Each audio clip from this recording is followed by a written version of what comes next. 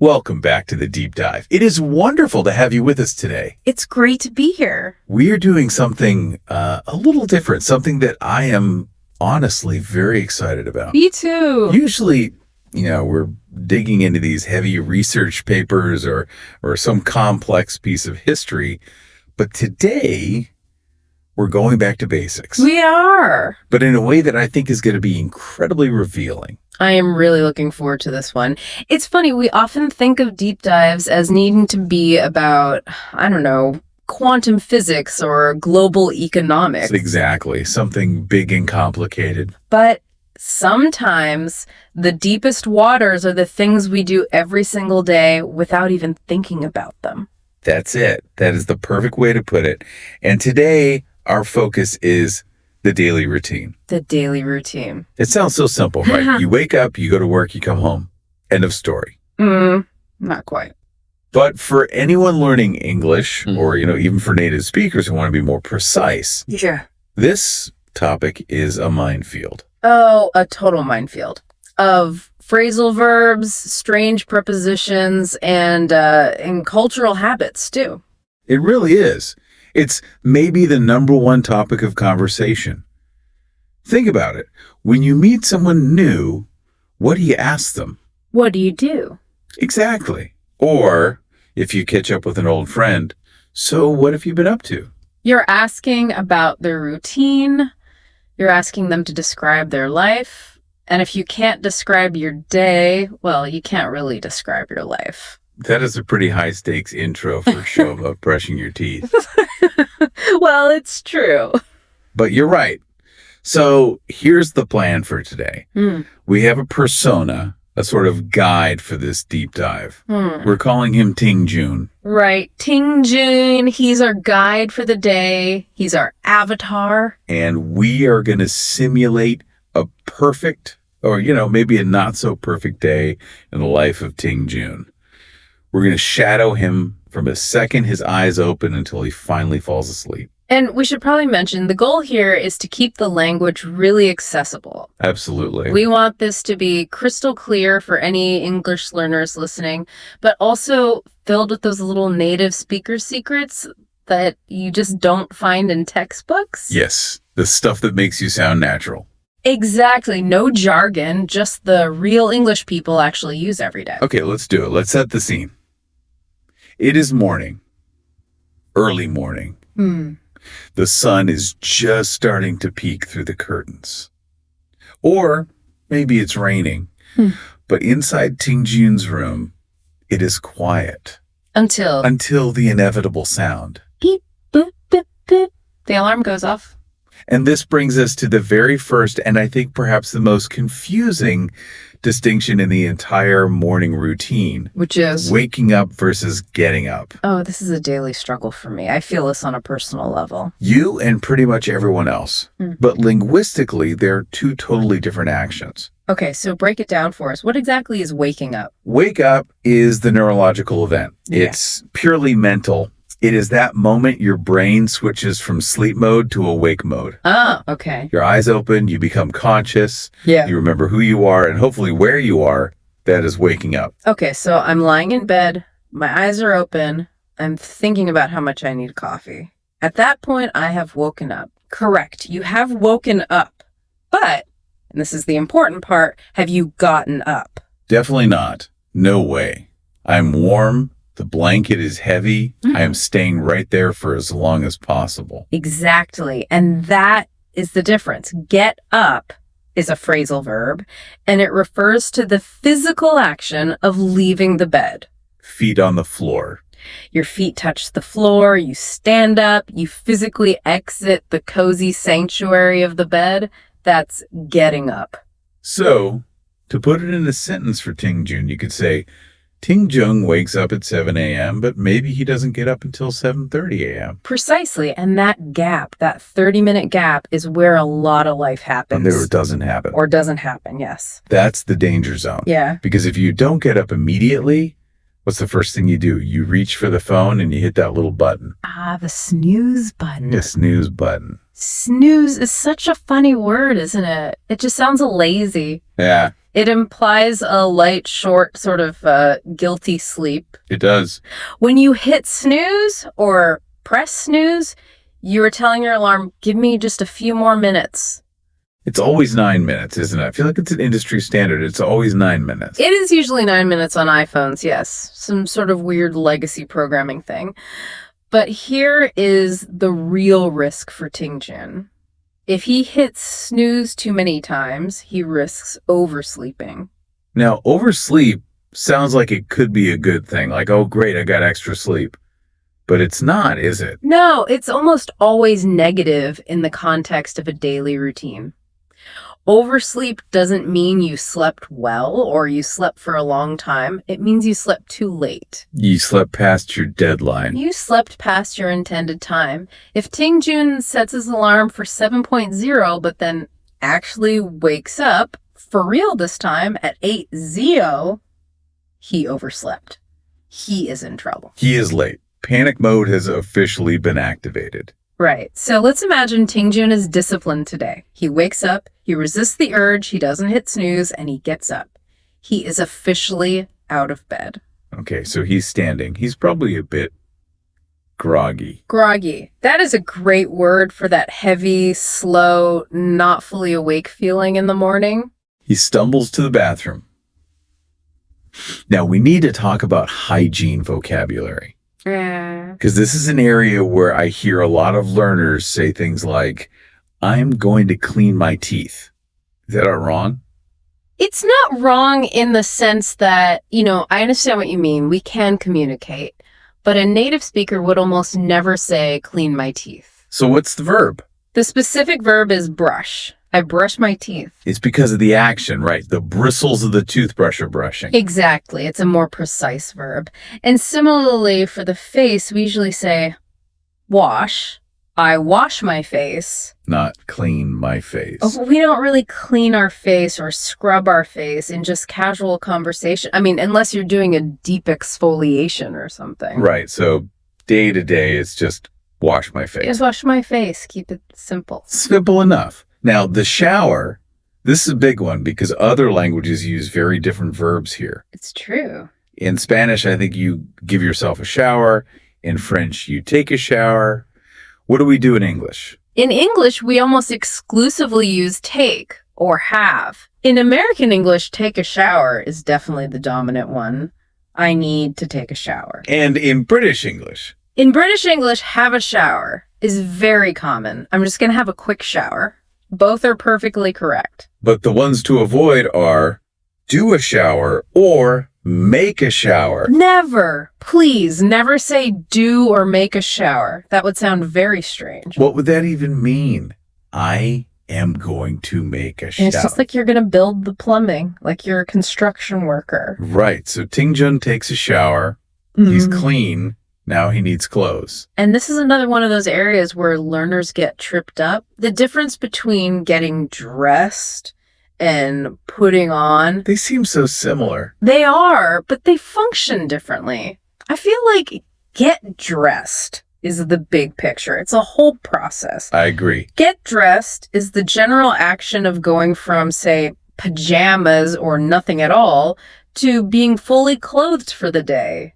You don't mention the specific items. You just say, I got up and got dressed. It's a summary of the action. It's a summary. But if I want to talk about Tingjun's shirt specifically, or if I want to describe what he's choosing to wear, then you need a different verb. Then you need the phrasal verb put on. You put on a shirt. You put on socks. You put on pants. So can I say I get dressed my shirt? No, that's a hard no. That's a classic mistake. You cannot get dressed an object. Why not? Get dressed is what we call an intransitive verb. It doesn't take an object. You just get dressed, period. Or you put on something. The something is the object. That is a really crucial distinction. Put on is for the things. Get dressed is for yourself. Exactly. And there's a third one, actually, that fits in here. Oh, right. Wear. Wear. As in, I am wearing a blue shirt. So what's the difference between put on and wear? Ah, that's action versus state. Right. Put on is the action of putting the clothes on your body. It takes maybe 30 seconds. It's the process. It's the process. So at 7:45 a.m., Ting Jun puts on his shirt. But for the rest of the day, for the next 8-10 hours, he's wearing the shirt. Wear describes the state of having the clothes on. I see. So you wouldn't say, I wear my shirt at 7.45. Not really. It sounds a bit odd. You would say, I put it on at 7.45. This is why English is so hard. It's all these little nuances. Okay, Ting-gyun is dressed. He looks sharp. He's ready to face the world. But first, he needs fuel. Breakfast. The most important meal of the day, allegedly. So we talked about taking a shower. Yeah. Do we take breakfast? No, we don't. We eat breakfast, or we have breakfast. Oh, they're okay. Both are perfect. I eat breakfast at 8:00, or I have breakfast at 8. They're completely interchangeable. Have feels a little more natural to me for some reason. Like if I were asking you a question, I'd say, did you have breakfast yet? I agree. And have is extremely common for all meals. We have breakfast, we have lunch, we have dinner, we have a snack. But there is a trap here that I hear all the time with my students. Oh, I think I know which one you mean. What about liquids? Let's say it's coffee or a smoothie or a yogurt drink. The trap is saying, I drank my breakfast. Exactly. Even if it's a liquid. Right. If you are talking about the meal as an event, the thing called breakfast, you don't drink it, you have it. So how would you say it correctly? You can say, I had a smoothie for breakfast. That works perfectly. Or I had coffee for breakfast, but you just don't drink breakfast. Unless you blended a full English breakfast into a smoothie, maybe. Please don't do that. And even then, you'd still say you had a disgusting smoothie. Good point. Yeah. Let's talk about coffee, though. Because for so many people, the routine doesn't actually start until the caffeine hits their system. That is very true. And there are two main ways this happens in the routine. Okay. If Ting Jun is thrifty and likes his home comforts, he might make coffee or brew coffee at home. Brew. B-R-E-W. Ah, I like that. That's a very specific and good verb. it is. It refers to the process of hot water passing through the coffee grounds. You can hear it and smell it. The coffee is brewing. It sounds and smells delicious. But let's say Ting Jun overslept. Remember, he hit snooze a few too many times. He's in a rush. He's panicking. Then he doesn't have time to brew. He will likely grab a coffee on his way to work. Grab. I love that verb in this context. It sounds so quick and maybe a little aggressive. It implies speed and convenience. You aren't sitting down in a cafe to enjoy it. You're walking in, paying, taking it, and leaving immediately. I'm running late. I need to grab a coffee on the way. Exactly. And that phrase, on the way, brings us perfectly to the next phase of the routine, leaving the house. The departure. The great escape. Obviously, the standard phrase is leave the house. He leaves the house at 8:15. But are there cooler, more natural ways to say it? Absolutely. If you want to sound more casual, more like a native speaker, you can use the phrasal verb head out. Head out. As in, okay, I'm going to head out now. See you later. It's like you're pointing your head in the direction you're going and then following it. That's exactly the feeling it conveys. I'm heading out to work. Another one is, I'm off to work. I'm off to work. That sounds very British to me, very polite and efficient. It is used everywhere, but yes, it has a nice brisk feel to it. It means, I am departing for work now. So Ting Jun heads out. Right. He closes the door behind him. He is now officially in the commute. C-O-M-U-T-E. The commute. And this word is both a noun and a verb, right? It is. You can say, my commute is terrible. That's the noun, the journey itself. Or, I commute to the city every day. That's the verb, the action of traveling.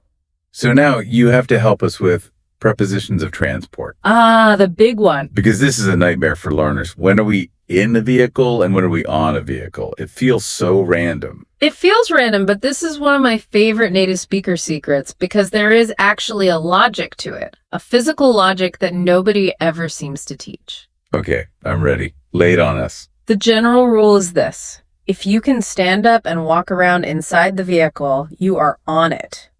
Wait, really? That's the rule. Let me test this. A bus. I can stand up and walk down the aisle on a bus. So you get on the bus. A train. I can walk to the dining car or the bathroom. You are on the train. An airplane. You get on the plane. A ship or a ferry. You walk on the ship. Okay. That holds up. Now, what about a car? I definitely cannot stand up in my car. Exactly. So you are in the car. You are in a taxi. You are in a truck. So the rule is, if you have to kind of crouch down and slide into a seat, you're in. And if you walk up steps and onto a platform or a deck, you're on. That is actually incredibly helpful. That's a game changer. I never thought about the standing up part. It works 99% of the time. The only real exception is something like on a bike or on a motorcycle. Right, because you are literally sitting on top of it. You aren't inside it at all. You're physically on it. The same goes for being on a horse. Got it. And what about the original form of transport, walking? For walking, we say on foot. On foot, not by foot. No, that's a very common error. It's on foot. I think the logic is that you are physically standing on your feet as you move. So let's say Ting-Jun takes the bus. He is on the bus. He's probably checking his phone, listening to a podcast. Yeah. Maybe this one. Hopefully. And how do we describe the length of that trip, how long the journey is? We use the structure it takes. For example, it takes 40 minutes to get to work. So we don't say, I spend 40 minutes to go to work. You could, but it sounds very translated, a bit unnatural. The most common and natural way is to make the duration the subject of the sentence. It takes time. It takes 20 minutes to get to the station. It takes an hour to drive downtown. Perfect. Okay, 40 minutes pass. The bus stops at its destination. Ting-Jun gets off the bus, not out of the bus. Correct. He gets off the bus. Yeah. Because he was on it. The logic continues. If he was in a car. He would get out of the car because he was in it. In, out, on, off. Logic. I love it when English has logic. It happens sometimes. He gets off the bus. He walks into his building. He has arrived. Or he has gotten to work. Now we are in the workplace. This is where we spend, 8 hours of our lives. So we need the vocabulary to survive. We definitely do. First question. What is the difference between being at work and being in the office? They feel the same. That is a great question.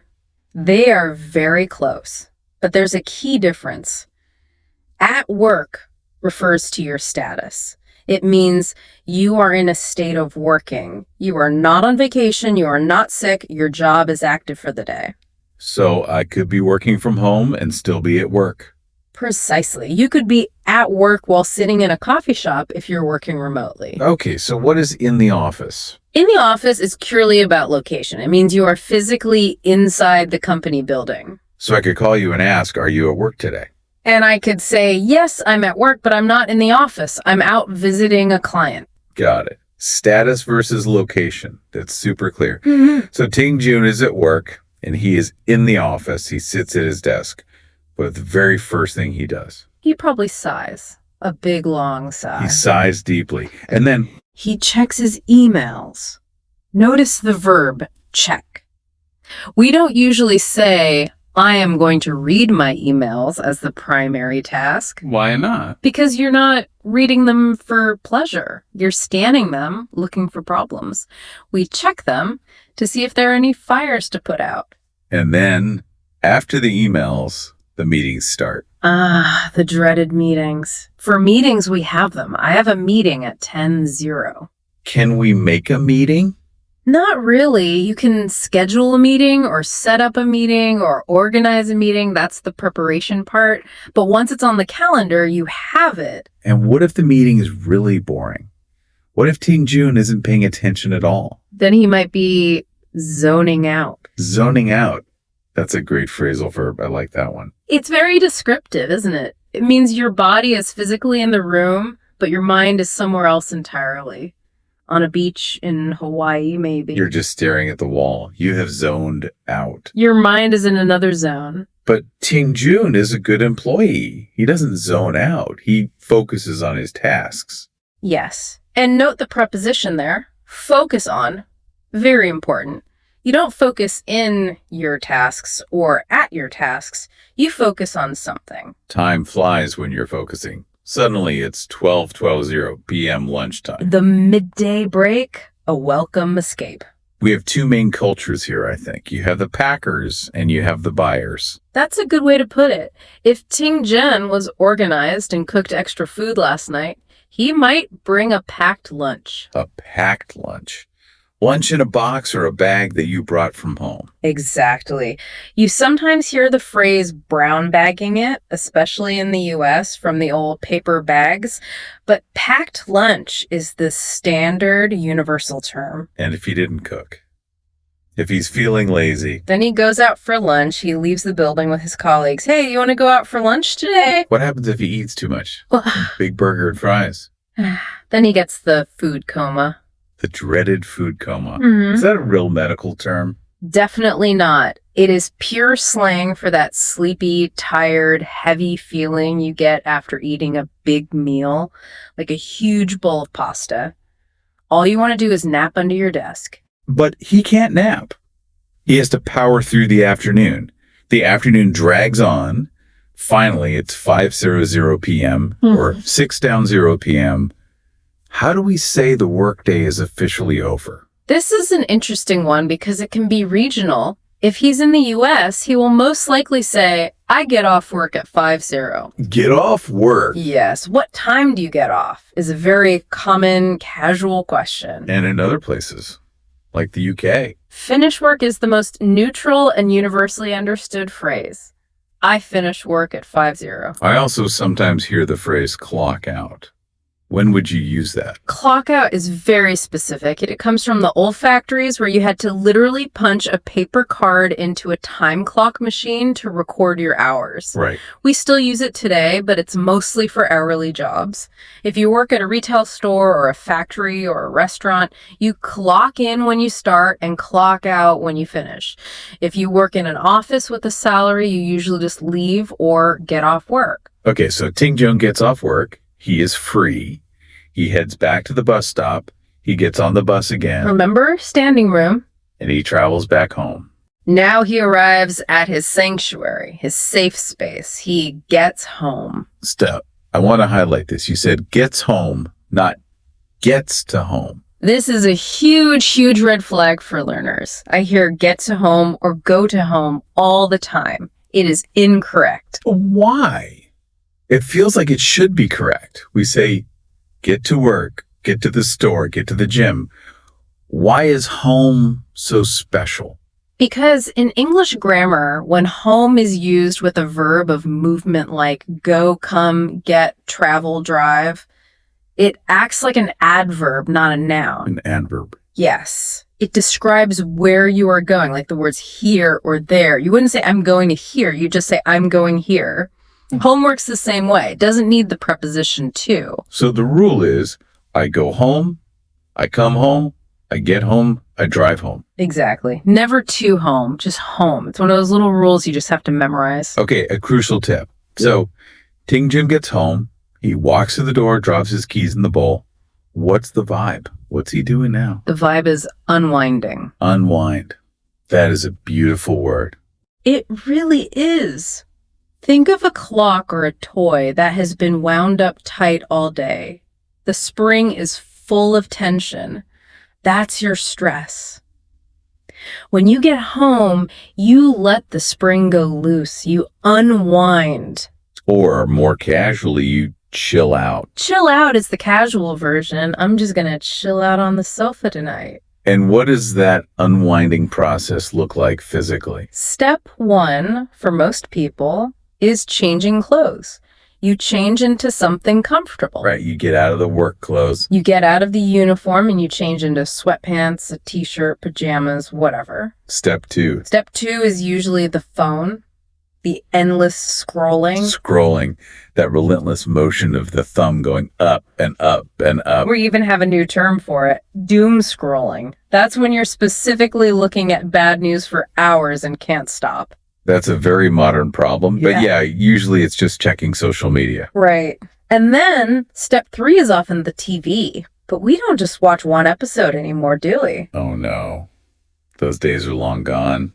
Now we binge watch. Binge watch. To binge on something means to do it excessively, to an extreme. You can binge on food, on drink.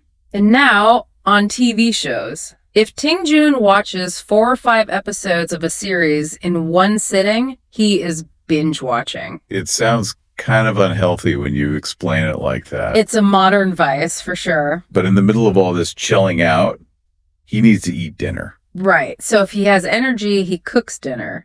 But if he's feeling tired and lazy after a long day, he orders takeout. Yes, or orders in. Takeout is food you order from a restaurant, and either you pick it up or it's delivered to your door. Let's just order takeout tonight. I'm too tired to cook. And then, after the meal comes the worst part of the day. The chore. Doing the dishes. No, the verb we use here is do. Do the dishes. Yes. Do is the main verb for many household chores. You do the laundry, you do the dishes, you do the housework, you do the shopping. We rarely make chores. We do them. Right. I have to do the dishes, is the phrase. I hate doing the dishes. That's why the dishwasher is one of the greatest inventions of all time. Absolutely true. Okay. The kitchen is clean. The day is almost done. It's maybe 11:00 p.m. The lights are getting low. We're approaching the end of the cycle. The bedtime routine. And I think there are 3 distinct stages here that learners often mix up or use incorrectly. Okay, stage 1. Stage 1 is get ready for bed. This is the preparation. It's all the actions you do before getting into the bed itself. So brushing your teeth again, washing your face, putting on pajamas, locking the doors, setting the alarm for the next morning. Exactly. All of that is getting ready for bed. Okay, stage 2. Stage 2 is go to bed. This is the physical movement. You walk into the bedroom, pull back the covers, and you get into the physical bed. You are now in bed. But you might not be sleeping. You might not be sleeping at all, which brings us to stage 3. Which is? Fall asleep.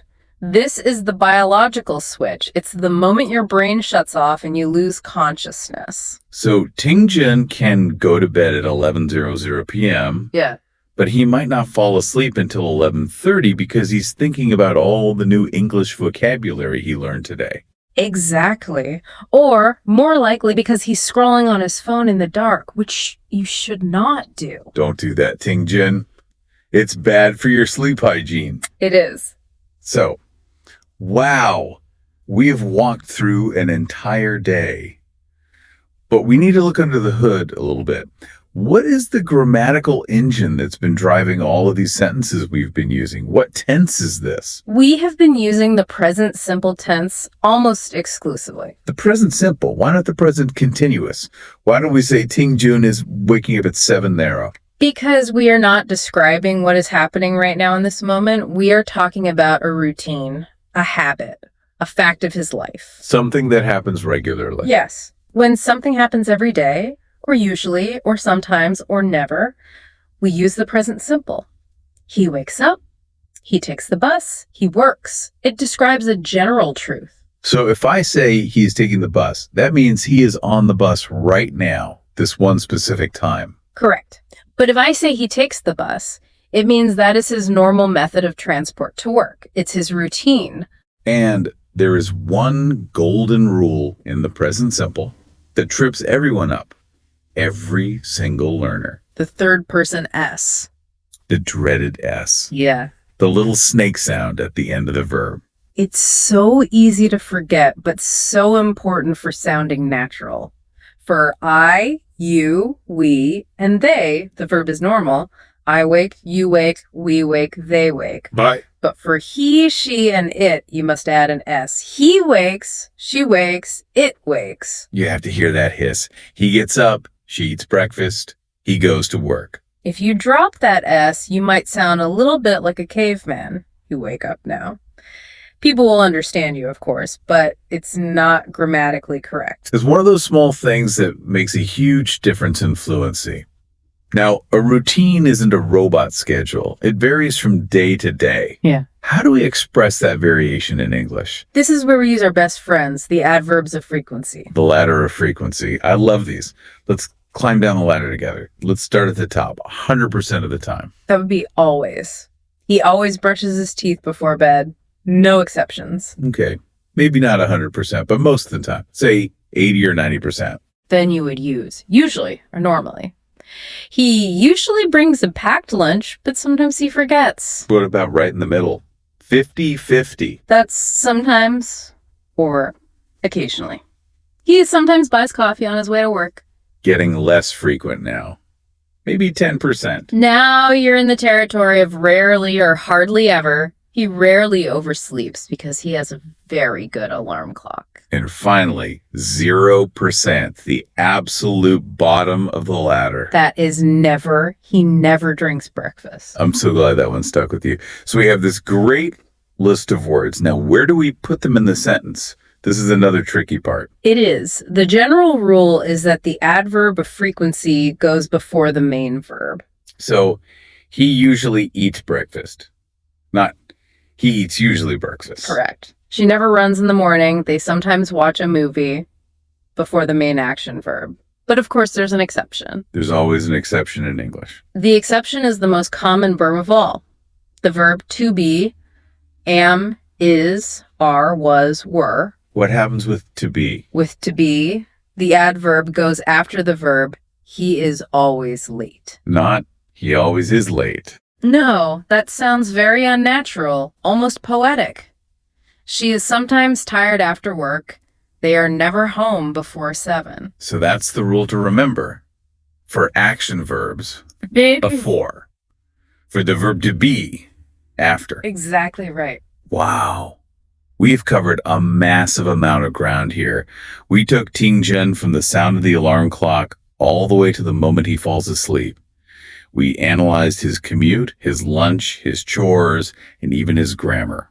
It's a lot, but what's amazing is that this is the vocabulary of real life. If you can master these words and phrases, you can navigate almost any casual conversation in English. You can share your life. So what's the big takeaway for our listeners? What should they do with all of this information now?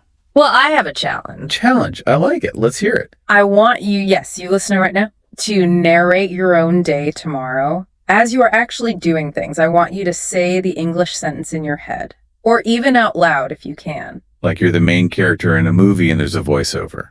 Exactly like that. When you step out of bed, you think to yourself, I'm getting up now. When you walk out the front door, think, I'm heading out. When you sit down on the bus, think, I am on the bus. That is such a powerful way to learn. It's active learning. It connects the vocabulary directly to the physical action in real time. That is how you burn it into your memory forever. And maybe try to use 3 new words or phrases you learned from our deep dive today. Yes. Maybe use unwind or commute or binge watch. Or maybe try not to doom scroll. Ideally not doom scrolling. But yes, use the words, make them a part of your own routine. That's a great challenge. Well, this has been a true deep dive into something that felt so simple at the start. Who knew a daily routine was so complex? Language is complex, but that's what makes it so much fun to explore. A routine isn't just a schedule, it's the vocabulary of your life. And, if you can describe your day, you can really share your life with others. A beautiful thought to end on. Thank you, Ting Jun, wherever you are, for letting us borrow your day. And thank you to everyone listening. Go have a great day, describe it in English, and we will see you next time on The Deep Dive. Goodbye, everyone.